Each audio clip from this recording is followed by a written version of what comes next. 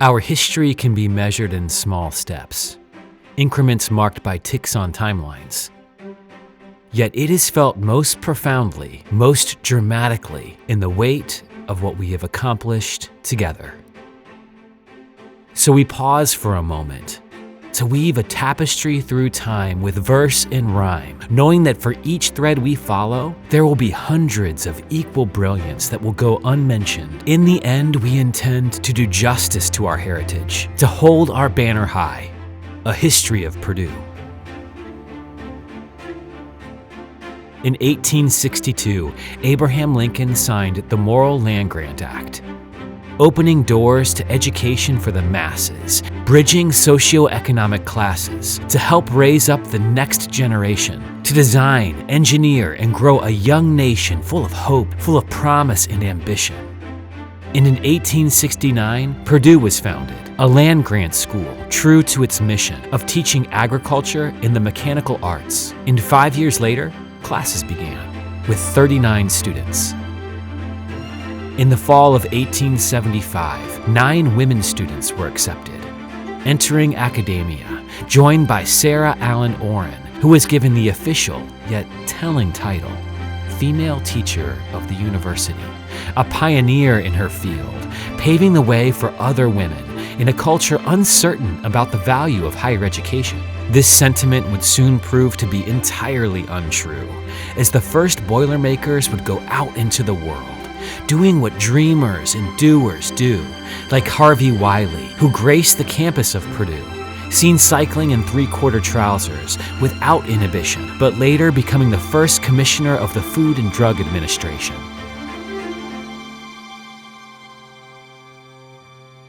In 1892, Amos Hevlin, an Indiana farmer, helped build a tower that would make known to all that engineering would proudly thrive in Hevlin Hall. But only 4 days after its dedication, a boiler exploded. Devastating incineration, rubble, ashes, and smoldering fire. And in a moment that epitomizes the spirit of our university, President James Smart declared, "That tower shall go up 1 brick higher." Humble resilience, honest persistence. And in 1895, when the building reopened, it was 9 bricks higher, and included a clock whose hands point true to this day. At the turn of the century, Boilermakers took to the air when former Professor Fessenden's voice was wirelessly transmitted. A world instantly connected. New forms of expression, communication, entertainment, and information. The father of radio. Cliff Turpin would link Purdue with flight, joining Orville and Wilbur Wright, setting records, pushing boundaries, and becoming the 22nd person in the U.S. to receive a pilot's license. With a petition in hand, George Haskins landed on campus, requesting the creation of a new program, and aeronautical engineering was born, a new frontier to explore, to trailblaze in ways only dreamed of before, and to train pilots who would be called on to serve at war. Our university would be a part of one of humanity's most profound and rapid advances, to lift off from the Earth in 1903, flying just 120 feet on a sandy beach, powered by 4 cast iron cylinders, to setting foot in the dust of the moon only 66 years later, more than a 500,000-mile trip aboard a ship more powerful than 85 Hoover Dams.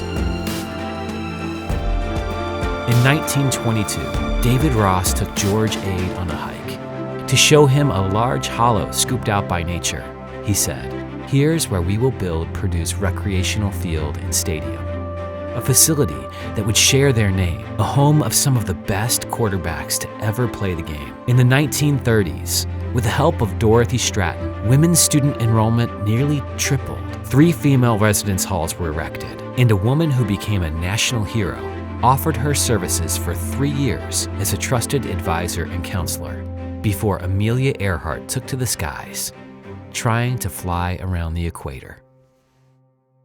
The end of the war brought forth a flood of enrollment, unleashed on a campus not built to hold back its waters. Students showering in the field house, living in abandoned factories, sitting in windowsills and on the floors of laboratories. Temporary metal huts set up for classrooms used temporarily for the next 60 years. But it was the GI Bill that transformed America. The greatest generation was offered education, and upon their shoulders our nation advanced through the 20th century.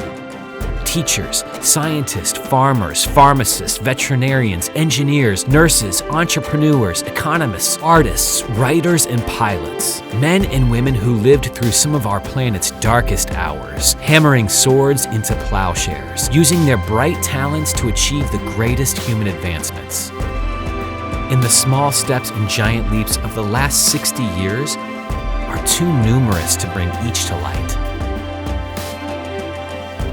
But while our history can be marked by a dot at the beginning with hash marks fanning out like fronds of a fern, noting achievements we are so proud to have earned, it is the right side of the timeline that we will continue to pursue, pouring out our passions for that which we value, granting opportunity, elevating humanity, and the yet-to-be-seen things that will be added to the chapters of our history will be shared by our family, our community, our entire university.